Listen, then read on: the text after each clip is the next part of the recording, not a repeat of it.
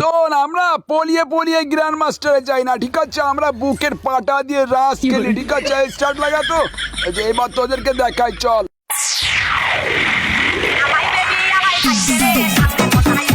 কখন জানি কি হয়ে যায় রে, কখন জানি কি হয়ে যায়, কখন জানি এসে খেয়ে দেয়।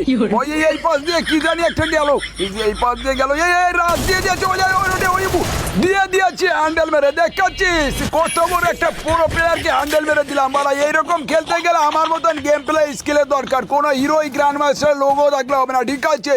আর মাত্র 4টা এনিমি আছে, ওরা যদি এক স্কোয়াডার হয়ে যায় না, কখন জানি এসে আমাকে দাবিয়ে খেয়ে দেয় সামনে, এই যে থাপ্পাটি করে, এই তো একটা কিল ফাউল, মানে হেডশট না, পেয়ে গেছি, কোনো সমস্যা নয়। তো এই পাশে এইটাকে একটু ইউজ করে দেখি।